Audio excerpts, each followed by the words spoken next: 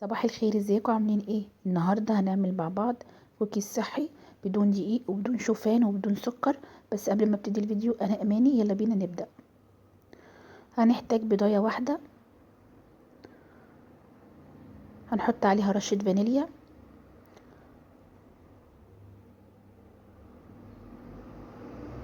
هنحط كمان موزايه مهروسه.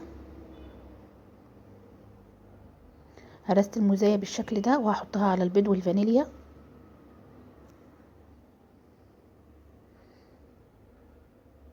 وهخلط كل المكونات دي مع بعضها.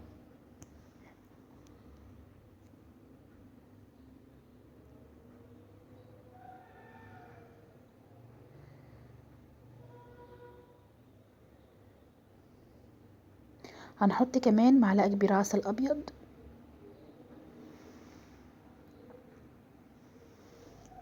ونقلب تاني.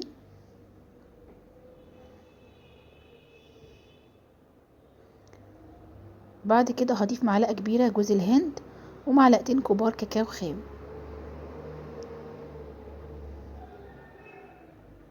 وهقلب كويس قوي لحد ما الكاكاو يدوب.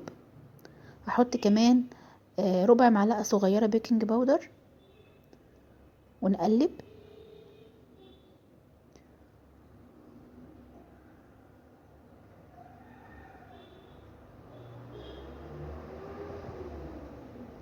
بعد كده هضيف كوبايه من الفول السوداني المجروش.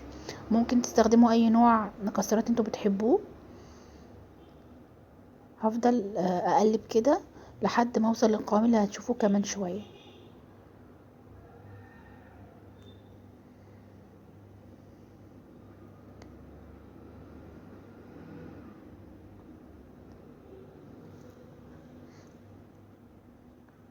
بعد كده في صينيه مدهونه زيت كويس جدا، هجيب معلقه كده بالشكل ده، وهاخد شويه من الخليط بتاعنا، وهنبتدي ان احنا نرصه بالشكل ده كده في الصينيه. بعد كده هدخله فرن سخن على درجه حراره 180 لحد ما يستوي. بعد ما خلاص خرجته من الفرن، حطيت عليه كده شوكولاته سايحه من على الوش، وزينته بشويه جوز الهند، وبالهنا والشفا.